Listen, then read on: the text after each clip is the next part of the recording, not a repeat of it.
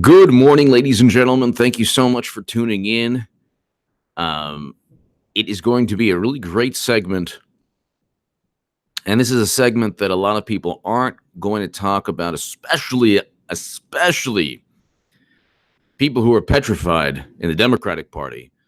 Um, Democrats don't want Trump to have their third SCOTUS pick. They do not want that. So you saw what happened with Kavanaugh. Multiply that times 10. That's what's probably going to take place. So they had a complete and just utter epic biblical meltdown. To my super chat, thank you so very much. You give me every incentive to rock these live streams. And I have my Walter Payton right here, greatest running back of all time, greatest football player of all time, along with Jim Brown, in my viewpoint. Got my Harry Carey up top.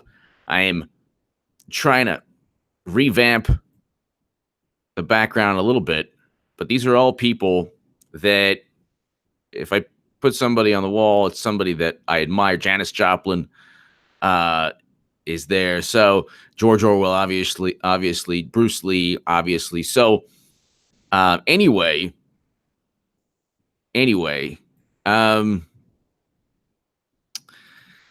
again, to my super chat, thank you so very much. Let's get started. Karen, shalom. All right. It's very important to realize that Amy Coney Barrett could be the next Supreme Court nominee. Now, I saw Stick, Sex, and Hammer segment today, and he makes absolutely amazing points. And I love Sticks. He makes wonderful points. One point he made was that, look, Trump has to pick a middle of the road, somewhat of a centrist who is palatable to the left. I agree with that in terms of strategy, long-term strategy. Sure, it would help him in 2020. My only rebuttal to that would be the fact that it doesn't matter what Trump does. It doesn't matter what kind of good policy, whether it's peace between North and South Korea, whether it's bringing home Americans from conflict, whether it's signing a prison reform bill, whether there's 300,000+, close to 400,000 manufacturing jobs. It doesn't matter. The left will never be, Democrats will never, ever, ever, ever be happy. They will never, ever be happy. So I think what Trump should do, from perhaps a counterintuitive standpoint, is pick another person, pick a conservative, an actual true conservative like Amy Coney Barrett. And in terms of optics, she's a woman. Now, in terms of Mitt Romney protesting, one of the issues Democrats will fall into is trying to bring up Amy Coney Barrett's faith, which will alienate Democrats from their voters in the Midwest. Because if they try to attack Amy Coney Barrett on her Catholic faith, that would make Mitt Romney look like a hypocrite if he opposed her, because that's what's going to be one of the big issues. Dianne Feinstein said, well, the dogma is, what was it? The dogma is, what did Feinstein say? Dogma.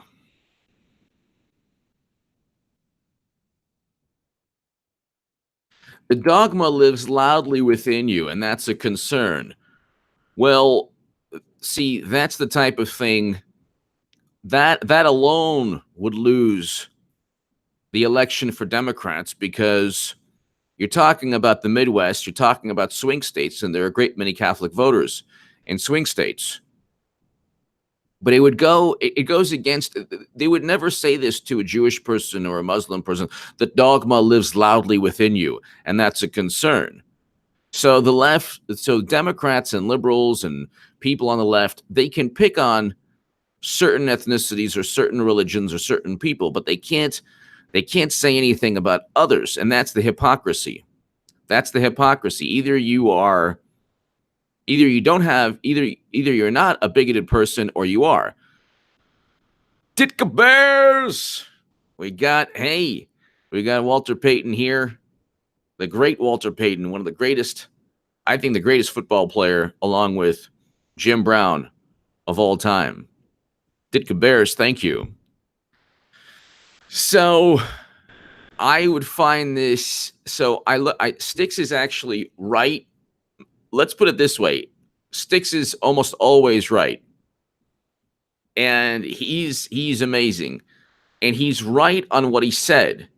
He's right that it would be seen as overstepping his boundaries. But see, Trump's existence in the White House is seen as an overstep of boundaries.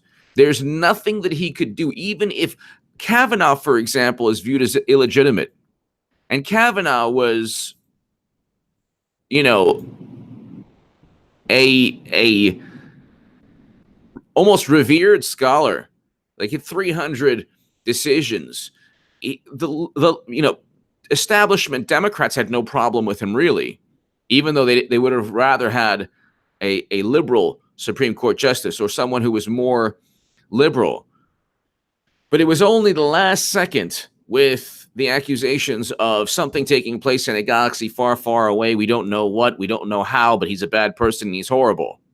So I think what he should do from now on, Trump should not think of appeasing anyone ever again. I could be wrong. This could hurt him in 2020. Sticks could be 100% right. But I think that no matter what he does, he will be marketed and viewed, and the propaganda will be just, he's a monster. How dare he do this?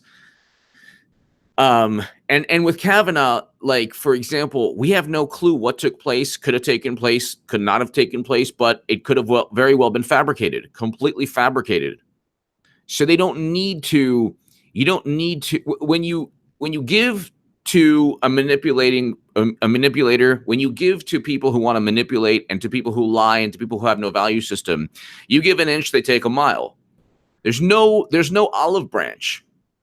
That's what I'm saying. There's no olive branch. So go for the jugular, because you're going to be seen as going for the jugular no matter what. So go for Amy Coney Barrett. She is a highly respected woman, very intelligent, very accomplished, and she's already a thorn in the Democratic side. How can Dianne Feinstein say this very anti-Catholic, bigoted statement? The dogma lives loudly within you? What does that even mean? That is a very offensive thing to say. That's a very offensive thing to say. The dogma of your culture, your religion, lives loudly within you. Could you imagine if someone said, well, you know what?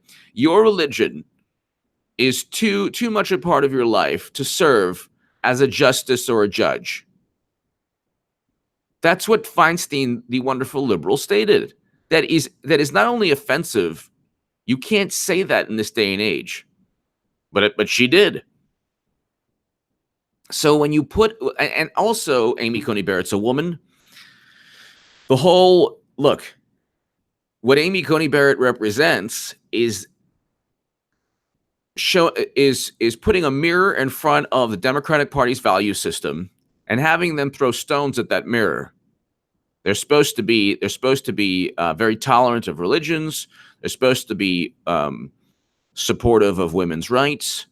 Here you have a Catholic woman who has every right to serve as a Supreme Court justice, who is extremely, extremely intelligent, knowledgeable about the Constitution, and she would be. And if Democrats fell into their own trap, it's curtains. It's game over. It's game over, and that's the point. You want to. There is no way to, since there's no way to appease Democrats. You want them to simply almost you want them to just fall into the pits of their own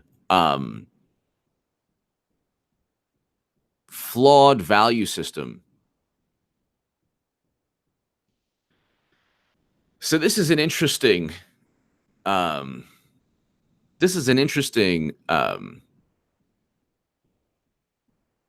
article in the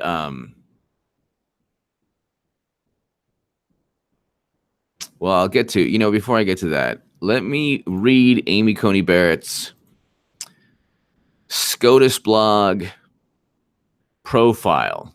So, potential nominee profile, Amy Coney Barrett. In November 2017, President Trump released a revised list of potential Supreme Court nominees.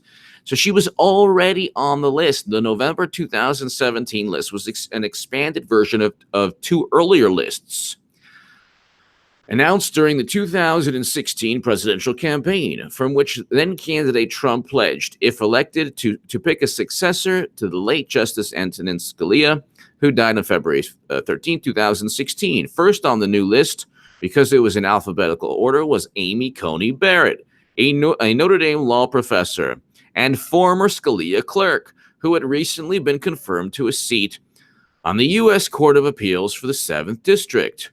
Barrett's confirmation hearings had received considerable attention after Democrats on the Senate Judiciary Committee, most notably Senator Dianne Feinstein of California, grilled her on the role of her Catholic faith in judging. Feinstein's criticisms did not stop Barrett from being confirmed. And since then, there has been speculation that it may, in fact, strengthen her case to fill the seat that will be vacated by the retirement of Justice Anthony Kennedy. So we know that Kavanaugh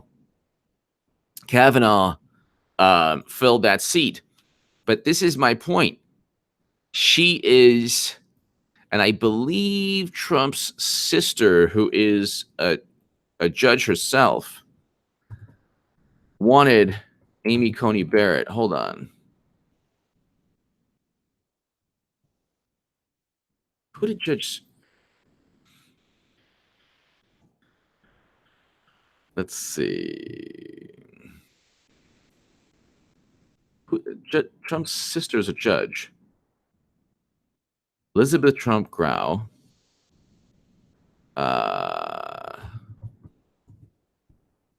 Who did she want as a pick?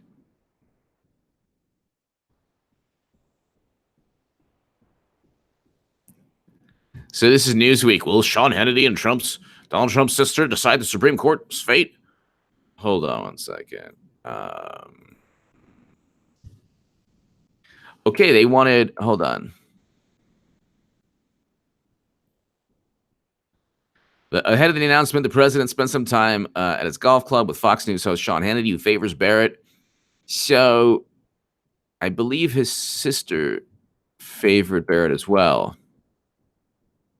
Barrett has served as a former Notre Dame University law professor and law clerk to former Justice Antonin Scalia.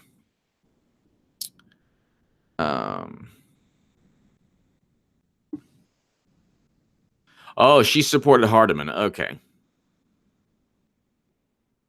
But see, they'd find something horrendous with Hardiman. It could be another accusation. It could be anything. Okay, they'd take exception to the fact that he's a man. It could be anything. Do you understand? Anything. Democrats, if it's the only way to get Keith Ellison's misconduct allegations in the news would be for Trump to nominate Keith Ellison as Supreme Court nominee, and then they would utilize, and then maybe Democrats would utilize his misconduct allegations against them. Who knows? But let's continue. So Amy Coney Barrett is a great choice. Is she politically the most savvy choice? No. But did Trump become president through establishment political machinations or calculations? Or no? I could be wrong about this. I'm not 100. I'm not saying that this is the best choice in terms of politically. This could hurt Trump in 2020, but I think that it could also help him because you have a if they try to destroy a woman on national television for 3 to 4 weeks, there goes the Democratic brand. And then if they try to attack her Catholic faith, there goes swing states. And then if Mitt Romney says, "Well, I don't know if I can," then he's a hypocrite because they went after him for being a Mormon. So this is like a Matrix type thing. Like Amy Coney Barrett really is just is a really big problem in terms of for Democrats in terms of how they would try to demean her. They couldn't do so easily without hurting themselves. That's what Trump needs to do.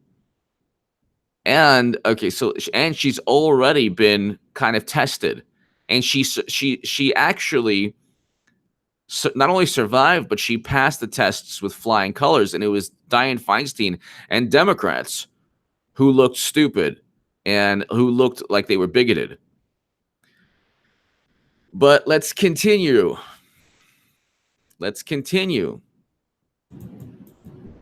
Because we don't know how long Ginsburg, hopefully she lives to be 120 years old. And, but there's a possibility that she's not going to remain Supreme Court nominee. She could retire because of health reasons. Let's continue. So hold on one second.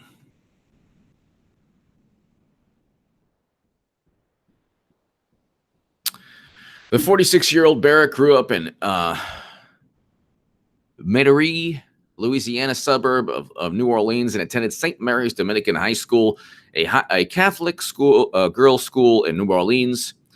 Barrett graduated magna cum laude from Rhodes College, a liberal arts college in Tennessee, affiliated with the Presbyterian Church in 1944. Other high-profile alumni of the school include Abe Fortas, who served as a justice on the Supreme Court from 1965 to 1969, and Claudia Kennedy, the first woman to become a 3-star general in the U.S. Army. At Rhodes, she was a member of Phi Beta Kappa and also recognized as the most outstanding English major and for having the best senior thesis. After graduating from Rhodes, Barrett went to law school at Notre Dame on full tuition scholarship. She excelled there as well. She graduated summa cum laude in 1997. Received awards for having the best exams in 10 of her courses and served as executive editor of the school's law review.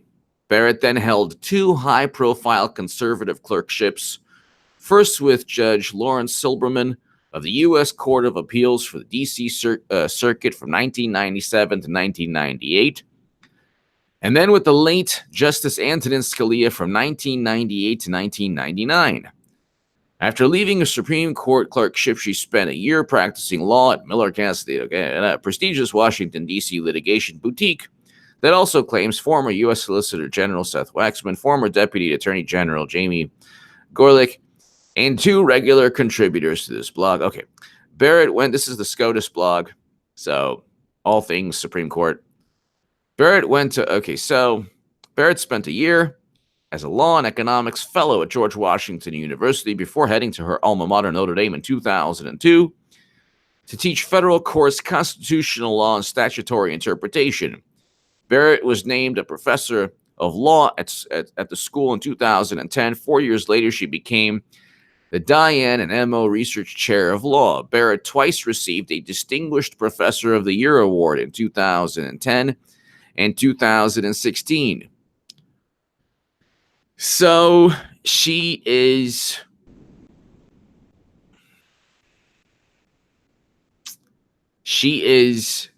very accomplished, but this is where Democrats will try to attack. While at Notre Dame, Barrett signed a 2012 statement of protest condemning the accommodation that the Obama administration created for religious employers who were subject to the ACA's birth control mandate.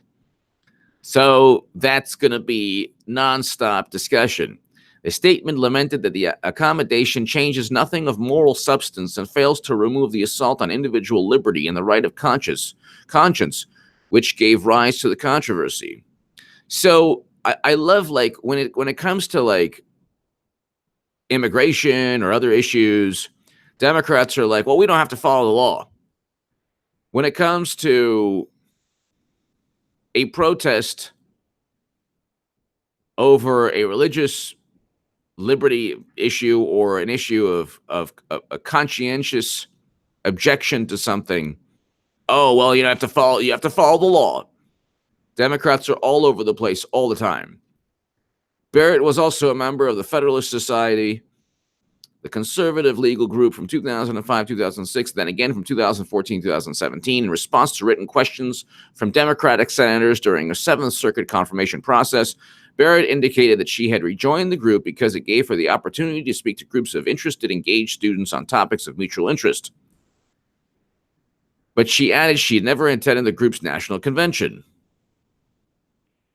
The best insight into how Barrett might rule as a Supreme Court justice likely comes from her academic scholarship, an area which she has been prolific. The Washington Post reported on Saturday that Trump wants a nominee with a portfolio of solid academic writing, and Barrett, perhaps more than any other nominee on the reported list, including Kavanaugh, by the way, fits the bill to a T. Several of those articles, however, drew fire from at Barrett's Seventh Circuit confirmation hearing, with Democratic senators suggesting that they indicate that Barrett would be influenced by her Catholic faith, particularly on the question of abortion.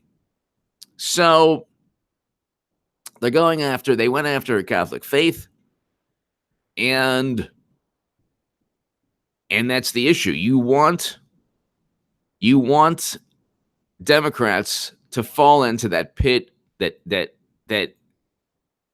blind spot in their alleged moral superiority, where they condemn some people, some cultures, some religions, but if you say, if there's any critique of anyone else, then you are the worst person on the planet. And that's the issue. It is something that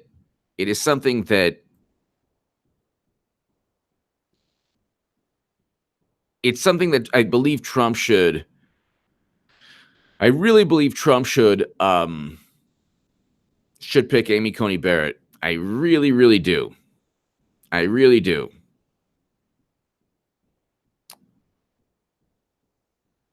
I think that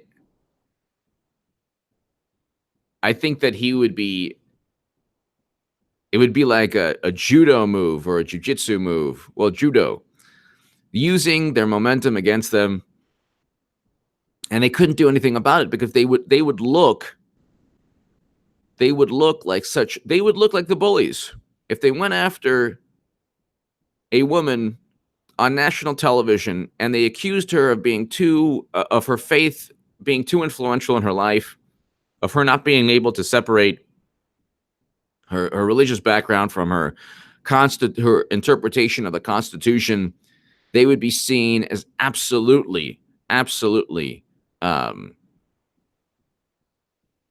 bullies, as the definition of bullies. See, with Kavanaugh, they were able to say, "Oh my God, we're fighting for justice."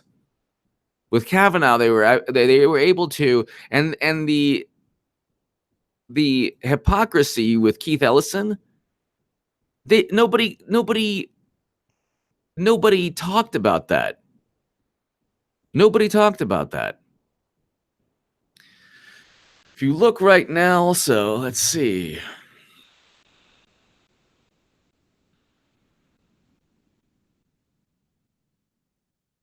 Okay, so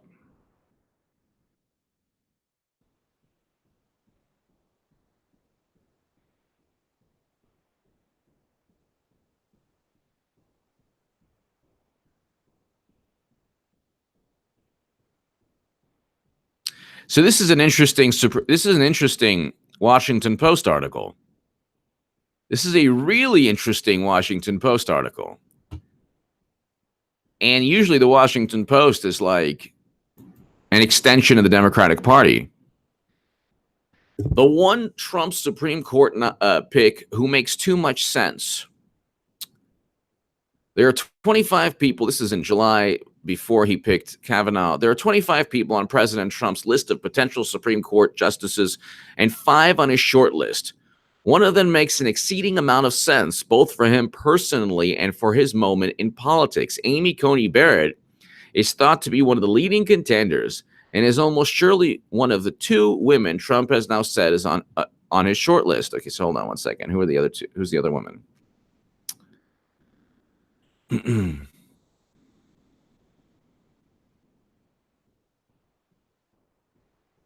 Wait a second. Where are they? Okay.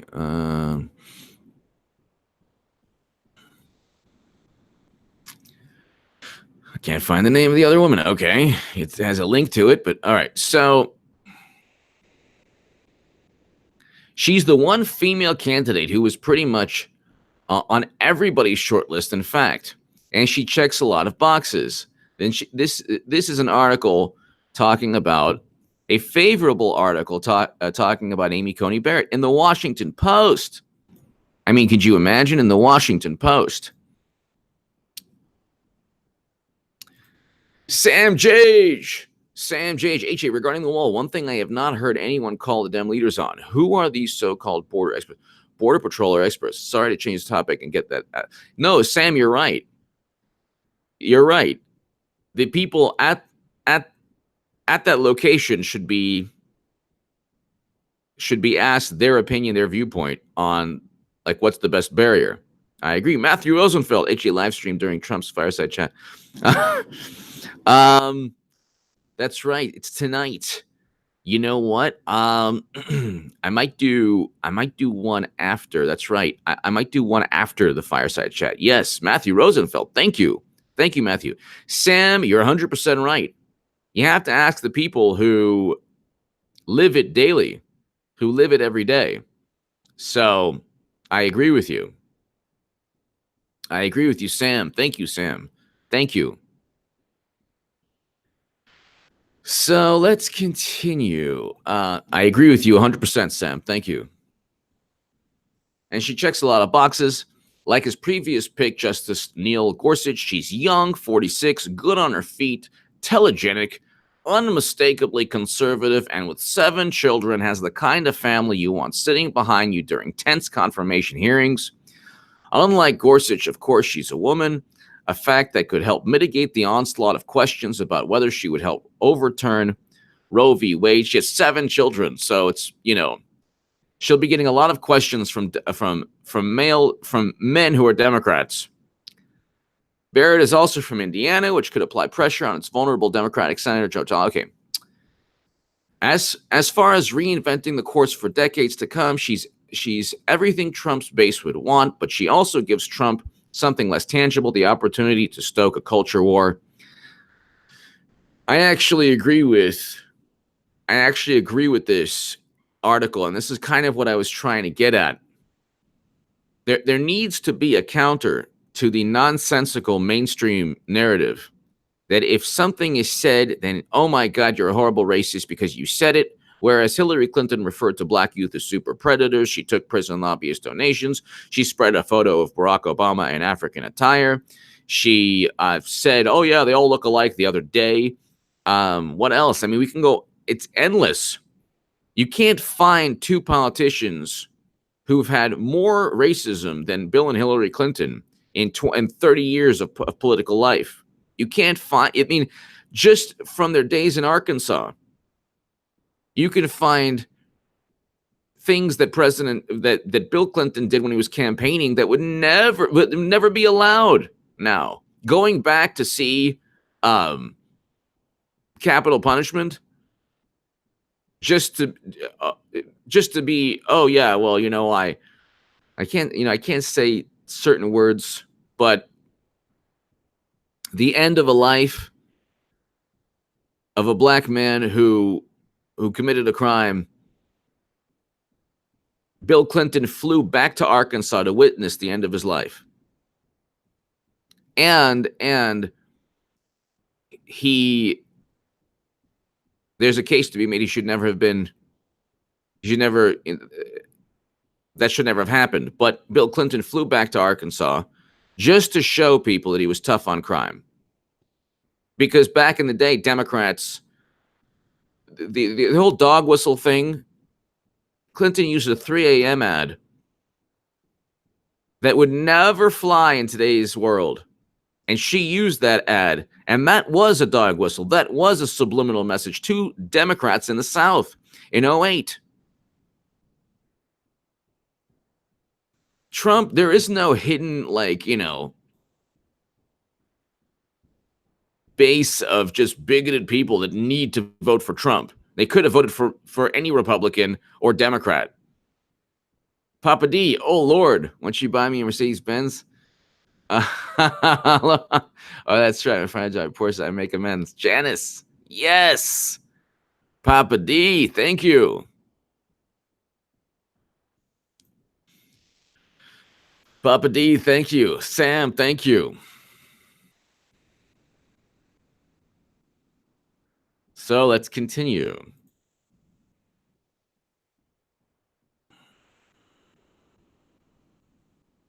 Sometimes, I'm long-winded when it comes to explaining something because I'm trying to explain it without using a word that I know that is against YouTube policies or,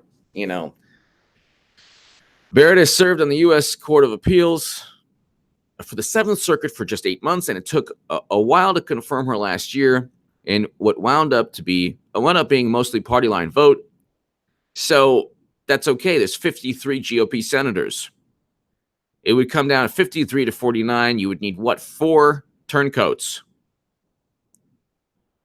No, you would need what? 3 turncoats. So it'd be 52, 50, 51, 52, 50. So now you need what? How many people would have to defect from the Republican Party? 3, right?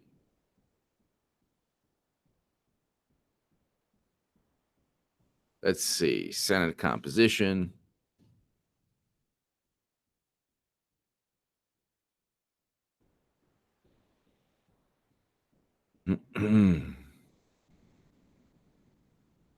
Seven, four, no, sorry, 53-47.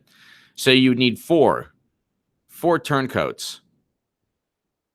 So it'd be 52-48, 51-49, and 50-50. So 3 turncoats. Actually, 4 turncoats, because if you had 3, then you could get the vice president, then you need 4. So it would be 4 turncoats, 4 Jeff Flakes, 4 Mitt Romneys. Not going to get 4 Mitt Romneys. So, Papa D, thank you again. That's right. Joe Ray Perkins. VP breaks tie 4. Exactly.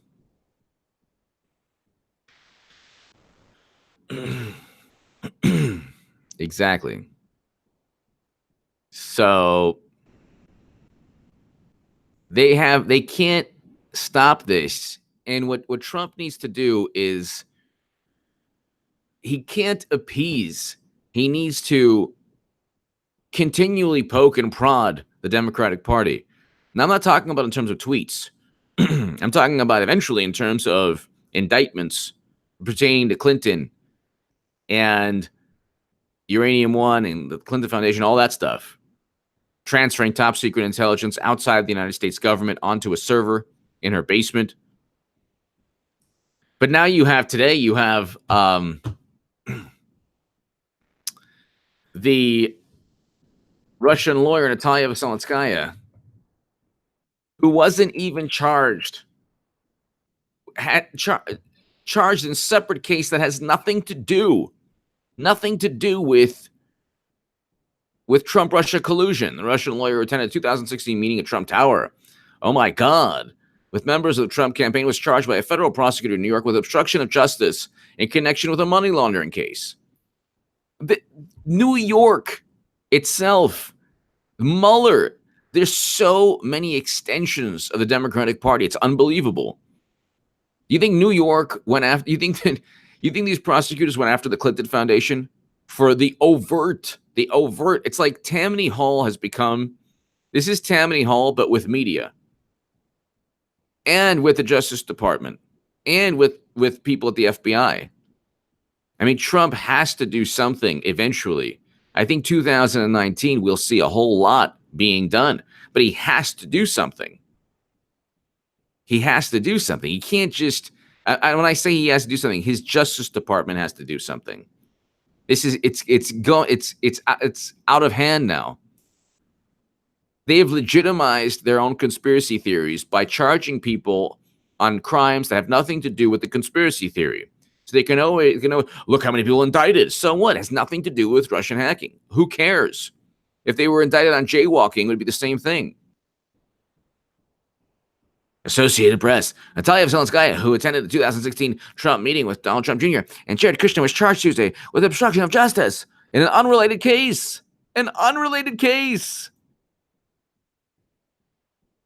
Has nothing to do. Nothing to do.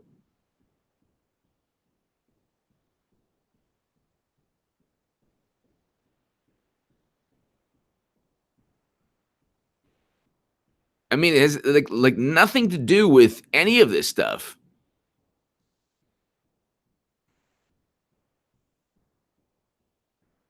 This guy, the Russian lawyer who in 2006 met with a Trump campaign official. By the way, what happened there? Was there any link to Vladimir Putin? No. Was there any link to Russian intelligence? No. Trump was promised dirt on Hillary. Okay, there's nothing wrong with that. What's wrong with that? What campaign laws is broken with that? Well, it was her emails. Okay, why did she use a private server? Are you saying that her emails were hacked? That actually goes back to Hillary. Oh my God. And you have all the smartest people in the room saying the same stupid things.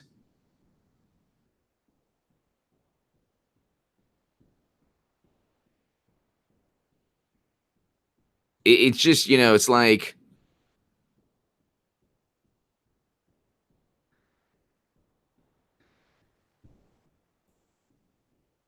It's like at the end of the day, you have a situation where Trump's DOJ needs to flip the script. Otherwise, you're just going to have Democrats successfully. This is why I say he can't. They're just going to successfully gaslight their own voters. Like, they're not talking about Medicare for all. See, this is what Bernie did, that it was such a horrible political move. What Bernie Sanders is a political creature. He's not even really a true believer in his value system.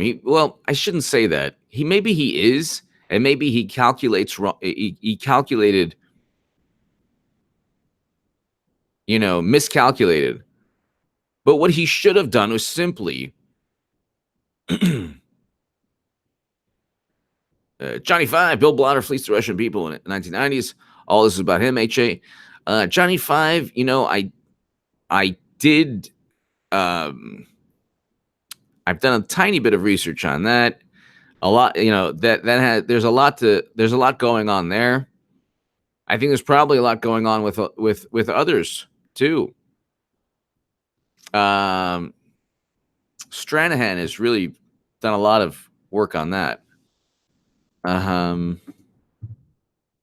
Lee Stranahan has done a lot of work on that. But Russian lawyer Trump meeting charged in a separate case. So essentially, he's completely innocent. Tamara Friedman! HA finally caught you live. Happy New Year. God bless you. Happy New Year to you, Tamara Friedman. Happy New Year to you. Thank you for always watching. And Happy New Year. Tamara Friedman, great to see you. Happy New Year. And God bless you. Thank you. Johnny Five, you're right on that. Tamara Friedman, thank you. So yeah, my point is, do you think they're talking about Medicare for all? No, they're talking about Russian collusion. It's a conspiracy theory that never happened. None of this happened. This did not happen. There's no evidence it happened. We have no idea if the DNC was even hacked. The United States government never even touched the DNC servers, and the only images and copies they got were from CrowdStrike. So none of this happened. Absolutely none of this happened. Yet media runs the show. Media runs everything.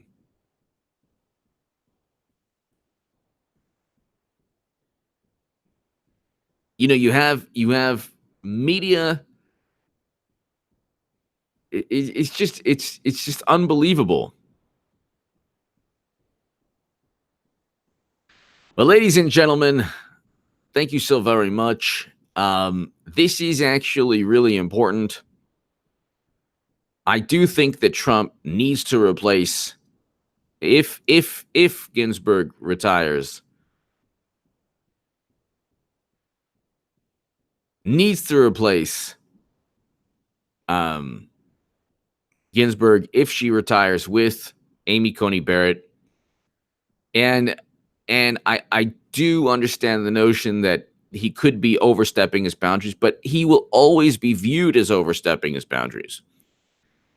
And if they go after a woman who has 7 children, who is Catholic, who is highly qualified, and if they try to say she can't separate her religion from her decisions, then the Democratic Party brand just implodes in a dumpster fire, which really should happen sooner than later, which actually already happened in 2016, but they rebuilt their brand with a bunch of conspiracy theories that people believed. Thank you so very much. I will be uploading, by the way, check out, ladies and gentlemen, my latest upload on HA Second Amendment. It's with a .357 Magnum revolver. And I'm actually going to be uploading a Heckler & Koch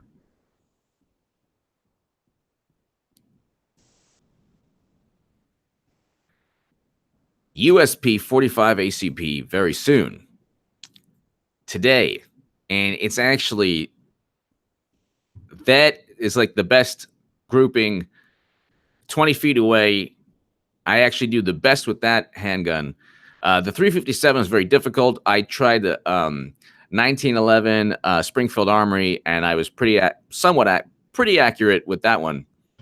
Johnny Five, what about what about Ann Coulter on SCOTUS? Would that send us? I think that would send Democrats. Brian Murphy, thank you. Johnny Five, thank you. Johnny Five, as always. Thank you very much, Johnny Five.